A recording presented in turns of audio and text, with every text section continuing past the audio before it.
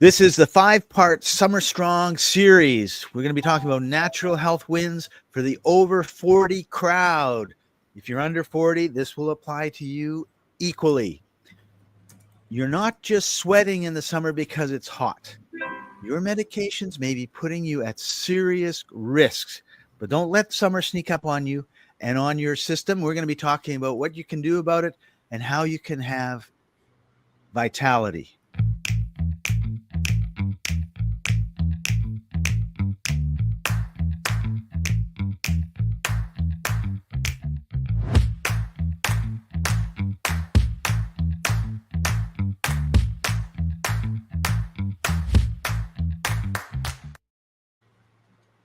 Welcome, everybody. Many blood pressure, heart, psychiatric medications impair your body's ability to regulate heat. This increases the risk of dehydration, heat exhaustion, and even heat stroke, especially if you're over 40 and already managing chronic health issues. Welcome. This is the Life Enthusiast Health Shots podcast, restoring vitality to you and the planet. I'm your host, Scott Patton. Joining us as usual is Martin Patella, Life Enthusiast Health Coach. Hey, Martin, how are you doing today? Scott, you're getting smoother with your time as you go. You can even correct a misspeak on the fly. Only I notice it, but you're good. Thank you. Welcome, George. Thing, glad to see you here as usual. Yeah. Hi, George. I would like to say this. It truly is common for people in North America to be on pharmaceutical medications. I'm not. And it's the funniest thing. I was at an office at a medical something, and the question was, what meds are you on? It wasn't, are you taking any pharmaceuticals? It was, what meds, plural, are you on? Yeah. And truly, I was is the norm. Yeah, it is. I was in Playa del Carmen, Mexico. By the way, everybody, I am in Malindi, Kenya, on the Indian Ocean now, after spending a couple weeks in Namibia. For those of you interested in following the travel part of our lives. But I was in Playa del Carmen with one of my friends who I've known for 45 years. He's about 10 years older than me. We get into the hotel. For some reason, I booked the same hotel for both of us, had two separate beds. So he pulls out this huge tray of all these different medications that he takes during the day. And I have to say, it was a bit shocking. Yeah. Yeah, it is really, well, when it's like that in your face, your friend, like I keep notes from different appointments with people, right? And so like I have this piece of paper here that relates to a recent visit I did with a woman, and I'm taking notes. Okay, so tell me, what are you actually taking? And so she starts going through it, and she says, well, so I have high blood pressure, and I have GERD, as in reflux, and I get heart palpitations. And so I'm on losartan, metoprolol, omeprazole, calcium carbonate, and aspirin, and I'm looking at it, and I'm thinking, okay, girl, like you are taking something to slow you down, something to speed you up. How is that good? You're taking something to essentially correct the overcorrection. Oh, that's the system, isn't it? Yeah. Yeah, and those are just Martin, you know what it kind of reminds me of is it's like 95 degrees outside. So we put on the air conditioning, but the air conditioning takes it down to 60 degrees, which is too cold. So then we turn the furnace on, which takes it back up to 92 degrees, which is too high. So then we open the freezer. So we get the air from the freezer coming into the house to drop it down, but it drops it down to 50. So now we start a fire in the corner to warm ourselves up. Yep. It's about like that. So, okay, folks. So if you are one of the ones who are on the prescription treadmill, please. I don't know. I'm not qualified. Not that, no, I'm qualified enough for me. I'm not licensed to talk to you about it. I can fix me. I have fixed me. I have studied it up, read it up, and you can do the same thing. And actually, these days, you can type in the list of your medications into the AI, whether it's Chat GPT or Gemini or whatever, and you can tell it, please review this list. Are there any conflicts? That's a good start. Yeah, it's a good start. All right. I have fed it somebody's blood test results saying, please read this and interpret it for me. It did a pretty fair job of doing that. Right. Yeah. I was going to take a slightly different approach. And my approach and my recommendation would be, first of all, have an intention of getting off the medications and then let the information come to you. I think most people, they're a little bit brainwashed by TV and the marketing and what their doctors and the authority figures and that sort of stuff. And I think we need to just say, what is the goal? The goal is to be healthy, to have energy, and then, and focus just on that. And then all of a sudden, shows like ours will show up. You'll start watching more of our types of shows. You'll reach out to Martin. You'll start seeing that there's a subset of human beings who have spent decades and decades and decades in forbidden knowledge, which is anything that is not a pill. And all of a sudden you'll start realizing, oh, I could do this, and oh, I can do that. And your answers are going to be unique to you. They'll be similar to certain subsets of humanity, depending on your metabolic typing, but you'll sort of find your answers. And that, I think, is really the beginning, is just the belief that maybe I can get off, and then, find some people who did get off, like we talk a lot about our fibromyalgia group, and because it's 255,000 people who are suffering, and then probably 20 people who are spammers. We get rid of the spammers, and then a different group comes back. But, in that group are people that have been able to manage their fibromyalgia, and they talk about the different ways that they've been able to do that. And so we know that it's possible. And hopefully, you have to surround yourself with people that want to be where you are, which, Martin and I kind of are. Martin, if you've got chronic problems, Martin solved chronic problems. If you had acute ones, I survived it. I won't say that I solved it, because I certainly didn't. But, we're empathetic to your situations. Yeah. I had a really interesting experience of late. I have taken a dive into listening to Gary Brecka. Gary is a really interesting fellow. I recommend that people listen to him. Anyway, he used to be, long ago in his previous life, a researcher who read people's medical histories for life insurance company. Working for a life insurance company, his job was to decide whether they would underwrite or not underwrite a specific policy. Of course, if you're underwriting $100,000, a machine does it. But if you're underwriting a $10 million life insurance policy, you want to know everything. And they get very invasive with people. They really want to know.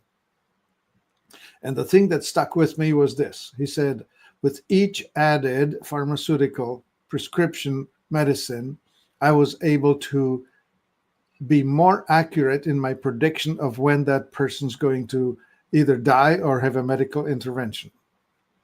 So he'd said, like, for example, if they put you on steroidal injections or prednisone, I can tell you that within 6 years, you're going to have a hip replacement. It's pretty much guaranteed like that.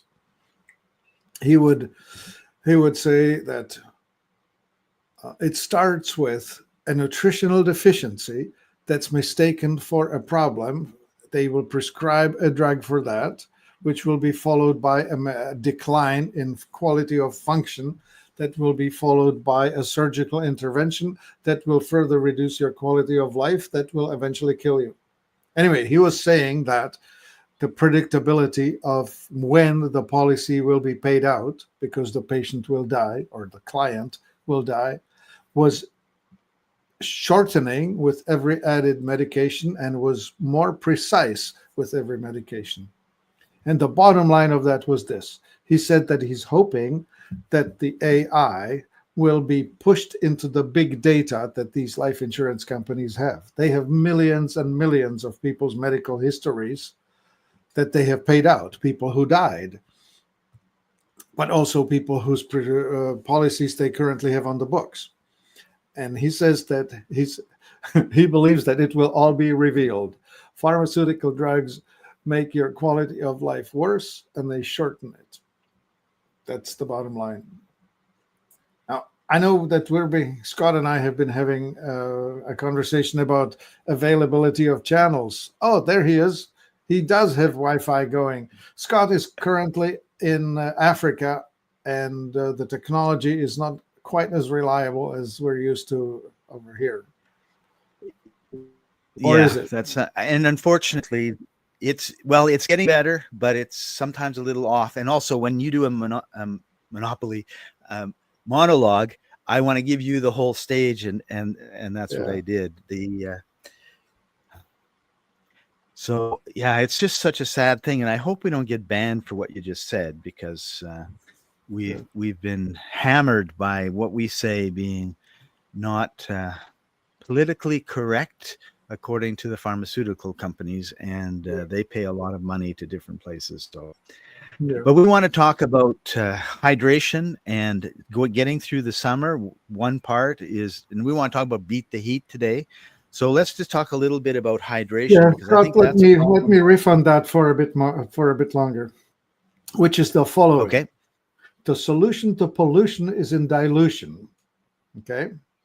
So if you are toxic with stuff, the only way you can get rid of the toxicity is if you dilute it. You flush it with water.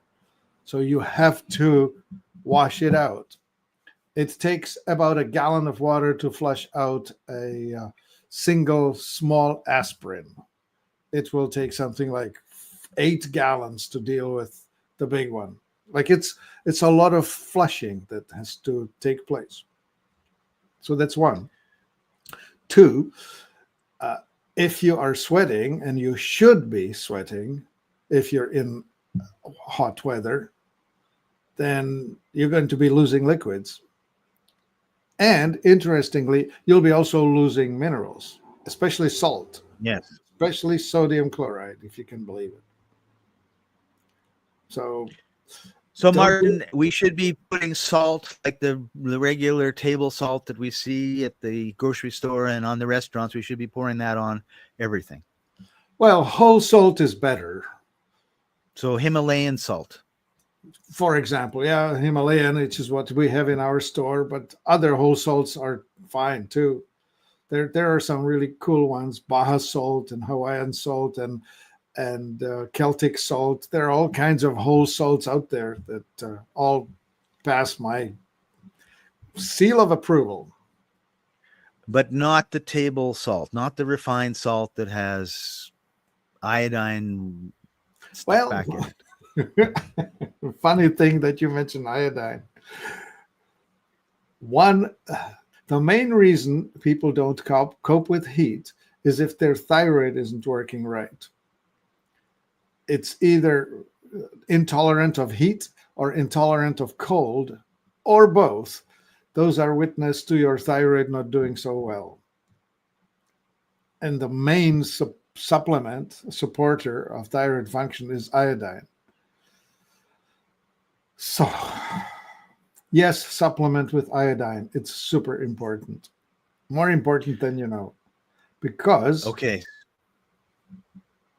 I was going to say my point that I was making is we talk about the white refined stuff, and we don't, like, it's kind of like if you really want to watch a really good movie, you want the ultimate experience, it's probably an IMAX with a chair that vibrates. But if all you have is a 10-year-old phone, with a screen to play it on, you're not going to get the same impact. So IMAX, rotating, moving, and vibrations and all from the sound, everything else in the theater, that's using Himalaya salt or the Celtic salt or the good salts. You want to watch it on a teeny weeny screen with a really bad sound, that's the old phone, which is like the basic refined salt. And so it's better than nothing, but you really want to spend time. You're not saving, you may be saving money, but you're not saving your health when you put crap in your body. So that's why I keep bringing these sort of things up, and I expect you to go, yeah, that's right, and then you don't. So that's my rant. Did you see how I was gesturing? Yes, that's it. That's the point. Yeah, that's the point, right? Yeah. Don't skimp on your food. But here's the weird thing about the salt. For example, we want the proper crystallization. Like the Himalayan salt has been crystallized for 250 million years. And it comes from the days when trilobites were swimming in the ocean. The life force of the planet was a whole different experience back then. Somehow I think it was a life explosion. That's those days. Anyway, when it crystallizes, it somehow has a vibrational quality to it that's it's not the same as if it's amorphous. So 2 types of salt when presented. One was amorphous, the other one was fully crystalline. And the difference would be... What does amorphous mean? When you go to the beach and you see quartz in there in form of white pebbles, they're kind of like a white blob, looks like cotton. It's just all white or maybe some little material with it. That's amorphous. This here is the crystal. This is the same thing. It's just quartz, right? Calcium dioxide. No, silicon. Whatever. What the heck I'm talking about. Well, anyway. You can't put that on your French fries. No, this is not to be eaten, but it's crystallized as opposed to amorphous. Salt crystallizes into cubic forms, just cubes. It's really cute. I don't have a halite crystal here, unfortunately. But anyway, that's the story. So we're talking right now about hydration. Mm-hmm. So you got to have the salts. And you want to drink structured water, not just any water. You want to remove the water vibrational problems out of it. So pack around one of these, crystal things if that's the only thing you'll do, or maybe pack around one of these little gadgets. Like here's a device. This one's called ADR4. It's easy to travel with. You can pack it around. I have another one that I'll show you in just a sec. Here's another one. This one is called water beads, and this one is probably the easiest to travel with if you're going farther. It's a pack of it's just simple, it just got this pack of material, but when you put it somewhere, it will get rid of your headache, for example, or your neck ache, or your sore foot, or your painful knee. But most importantly, it will structure the water before you drink it. And it will not only structure water, it will structure coffee and wine and beer and salads and soup. It's just phenomenal what this thing can do. And you get it like this from us in a package.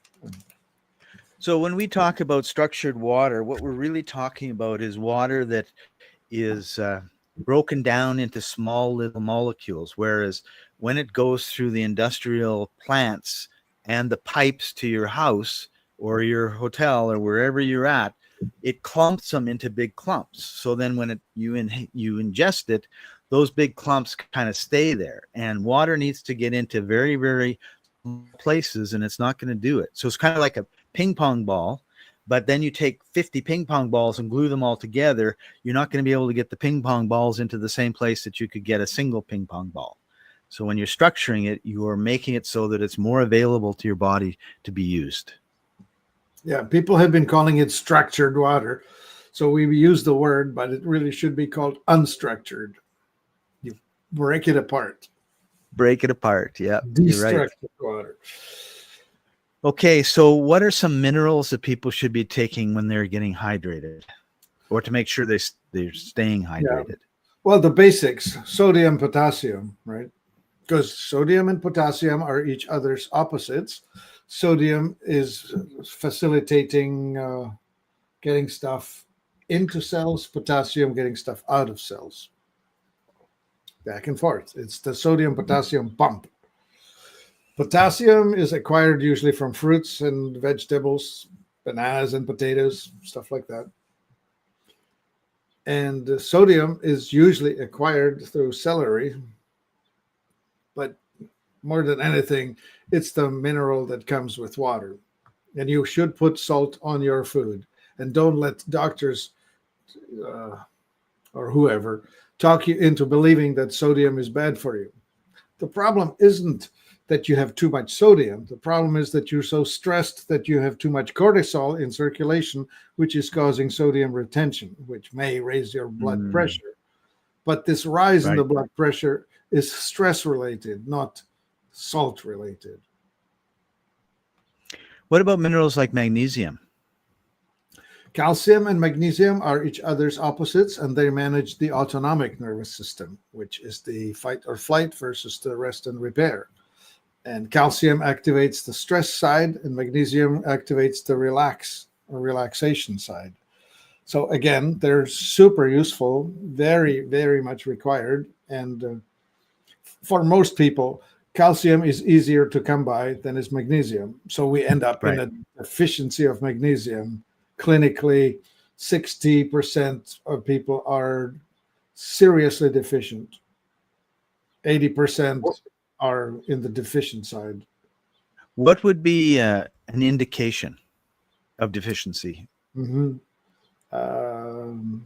Unable to relax, blood pressure rising, unable to sleep, sleeps fitfully rather than restfully. So you wouldn't have like big blotches on your arm or anything like that, hair falling out? No. Okay. No, it's mostly so you have neurological. to look at your life, how you are. Yeah, it's mostly neurological. You will probably get cramps. You will probably be tense. You will probably cause an injury, like pull a muscle. One of the classic causes of pulled muscles is calcium magnesium imbalance. Okay. Yeah. All right. So the next one on my list, I have a list of 4, is cooling herbs like peppermint, hibiscus, and lemon balm teas to cool yourself down. Yeah, they're so pleasant. They're so pleasant for the summer drinks. What you want to do is you want to take an energy drink, and that would be the classic slimming drink that will have some potassium, which typically comes from apple cider vinegar or some other fruity things, or these herbs that Scott just mentioned. Hibiscus is awesome. Melissa is awesome. Those are the great herbs with which you make teas that are relaxing, calming, soothing, and mineralizing. And you want to make sure you get sodium, potassium, and you want perhaps some glucose like honey. And what else should be in there? It's so simple, right? Like squeeze some lemon, put in some honey, and a pinch of salt, and there's your electrolyte replacement drink. Right. But what most people do in the summer is they drink a lot of beer, they drink a lot of soda, they drink a lot of wine. Yeah. So maybe let us know some of the doing that. Yeah, the carbohydrates are problematic. There's no nutritional requirement for carbohydrate. And I remember we used to call beer the liquid bread, which it really is. And soda pop, well, that's just sugar cubes dissolved in colored water with fizz, with carbohydrate fizz. Not carbohydrate, carbon dioxide fizz. So it's not going to hydrate you. No, actually, no. It's not a net contributor to hydration. No. Would it dehydrate you? Like beer, I think Well, dehydrates you. You got to deal with the probably. alcohol. Probably Yeah. you have to deal with the poisoning, and as I opened up with the solution to pollution is dilution. So if you're Yep. getting polluted with alcohol or soda pop, you're going to have to dilute it with plain water or fruit juice. Yeah. Yeah. Yeah. Tough. All right. So let's talk a little bit. These are some things we don't normally talk about. What we wear. So, we should be wearing polyester and all sorts of man-made fabrics as opposed to natural fabrics like cotton. And Yeah. There's an interesting comment that just popped up. Kevin put up something about Himalayan salt. Share it. And so there are two grades of Himalayan salt, the amorphous, the cheaper one, and the fully crystallized. So if you want the good stuff, we do sell the good stuff at Life Enthusiast store. And what you end up with, that pinkiness that you see in Himalayan salt, that's actually iron oxide. That's actually the same stuff that makes your rusty nails and rusty fenders on an automobile. Just iron oxide. And so, yes, indeed, it will settle out of solution and be on the bottom of the drink if you use that. So, yeah, it should be thrown away rather than drunk. is Himalayan salts or not? Yeah. The Himalayan salt is the pink stuff, and the pinkness comes from this iron oxide. It's just that the Himalayan salt that we sell at Life Enthusiast is actually mostly white and clear. There's very little of this stuff. Whereas the cheaper thing that you buy, that's usually the leftovers from making salt lamps, that goes all the way to blood red, and that always has much higher content of this iron oxide. And I always thought, the more color, reddish color in the Himalayan salt, the better.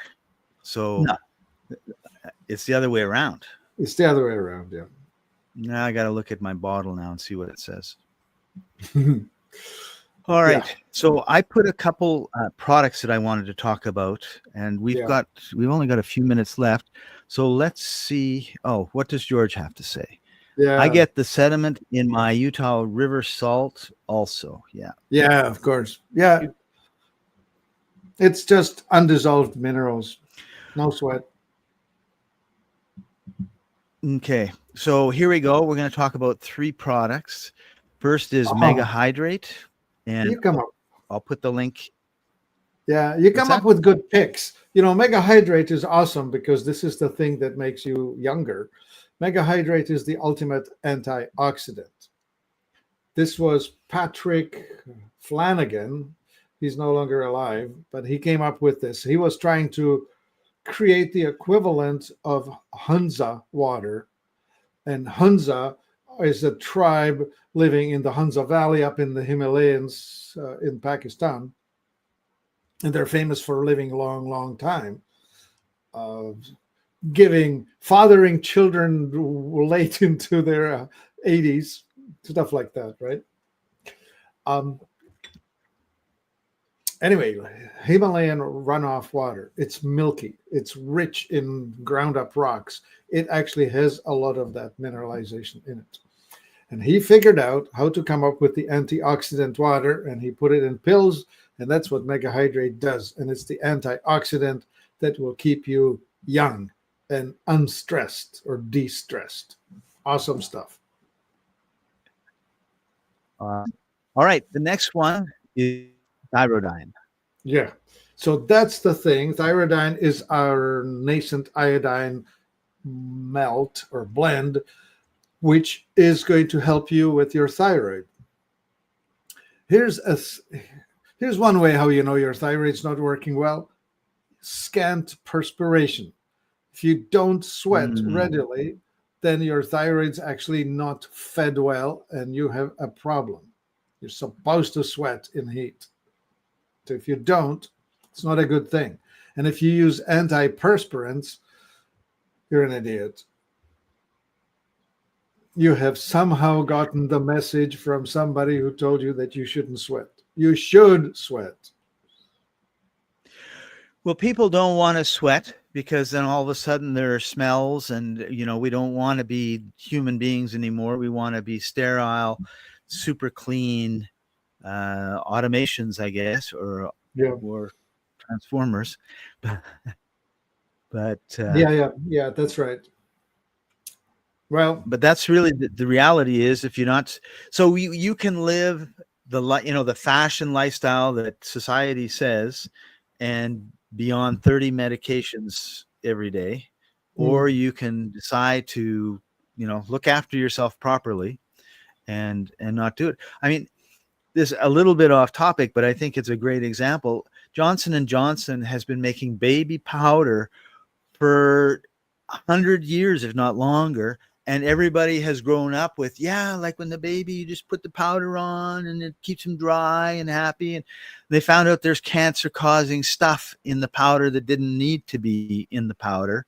Like, I don't know, like just a couple of years ago. And it's like, how can these people get away with that?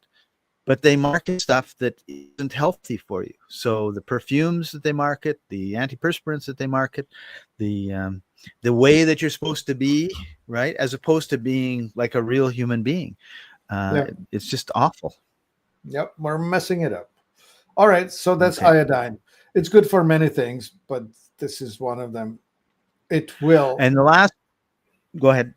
No, function better. I was going to say the last product we want about is one of Martin's favorites and mine too. That is Masterpiece. Yeah, right. Well, yeah, that is a combination of two physical and one metaphysical thing. It's zeolite and ocean, what do we call it? Plasma? Plankton? Phytoplasma. Anyway, that thing is capable of detoxifying out of your body the effects of your recent indiscretions, let's call it that. If you end up polluted with industrial toxins, this thing will try and get it out of you. And the metaphysical thing, it's actually a consciousness tool. It will help to raise your vibration, which will present itself as being more loving, kinder, truth-seeking, brave person. Like Scott. Sounds like holy water to me. Just spray it on and you'll be fine. Yeah. And George says, I like the video that Martin did on Masterpiece. Thank you, George. Yeah. And I guess this might be a good segue to like, subscribe, save, and hit the notification bell so you don't miss any of our shows, but also go to our YouTube channels. And we have a huge plethora of content there. Go to the life-enthusiast.com site because there's hundreds and hundreds and hundreds of articles. Do your research. Martin is very much a detail-oriented engineer type mind. Scott is very much an artistic, creative, flitting all over the place mind. And so when Martin finds something, he wants to know all the details, all the studies, all the stuff on it. I just want Martin to tell me what to take. So that's, just as a distinction. And so the result is the site, which has been created by Martin over at least 20 or 25, 30 years, is packed full of stuff. If you've got a headache, if you've got this, if you got that, you can do searches on it and you'll find a ton of stuff. And Martin, I don't think we say that enough. So I'm going to try to remember to say it all the time. And George agrees. A lot of great information. Thank you. And so we have all of these videos, interviews Martin does on. Just go to life-enthusiast.com, look for podcasts and education up on the top, and you'll be able to get all that information. And I think it's really important that you do it. The other thing I think is really important is you become part of the community. So joining us every week, that's part of the community. Joining our Facebook group, that's community. So that you're around people that are wanting what you want, which is vitality in your life and restoring your health and that sort of thing. If you sit around watching the commercial on TV, you'll probably just get sicker and sicker and sicker, because it's going to be telling you to do things that coming out, that, we thought that was good, but it's bad. It's the pattern is always the same. We have this miraculous stuff and you take it and you're going to be really healthy. And then 4 to 10 years later, it's like, we didn't know that it caused your pancreas to stop and, killed you. Sorry about that. And nobody pays. Like, nobody goes to jail. There might be, billions of dollars in fines, but who cares about that? So George says, bye. Everybody have a great weekend. Bye, George. Hope you have a great week. Yeah. Celebrate Independence Day. It's in 2 days. In 2 days. That's right. So Martin, any last words of wisdom as far as keeping cool in the summer? Beating the heat. How to beat the heat? Well, I would say stay in the shade. I don't know. Hit the swimming pool. Yeah, go to the swimming pool. Don't overdo the alcohol. Don't worry about the salt. You need salt. If you sweat, get salt. And if you don't sweat, you have a problem. Contact Martin to see what you can do to fix it. This margarita. I don't know what you did, Martin, but you disappeared for a second. Yeah. You're back. Am I back? Back. Yeah. How they serve margaritas, right? They take the glass, they dip it in some water, and then they put salt all around it, right? So you have salt around the rim of the glass, and then you have the fruity drink in the middle. That's the perfect electrolyte replenishment. Just skip the alcohol. Yeah. So my advice would be, it's normal to sweat when it's hot. Yeah. And if you're doing that, then your body's working properly. If you're not doing that, it's not working properly. You have a problem. It's going to manifest itself in some unpleasant way, either this year, next year, or next decade. And you can decide if you just ignore it and push it off, or if you want to do something about it. And we're of the belief that you need to do the maintenance on your car regularly, because if you don't, in 10 years, your car is going to stop and it'll be useless. And that's kind of the same thing with your body. Yeah. So, all right. With that, I want to tell everybody before we go that next week we're going to be talking about sleepless in summer, how to cool your brain and calm your body naturally. So if it's hot and you're having trouble sleeping, you want to tune in. So we have one last comment. Turn the fan on high. Yes, Kevin, that's a good one. All right. And George, they said goodbye, but they hung on. That's awesome, you guys. Okay, so guys. Thank you very much for joining us. We're going to see you next week. Have a great 4th of July, and be healthy. Yeah. This has been the Life Enthusiast Health Shots podcast, restoring vitality to you and the planet. Goodbye, everybody.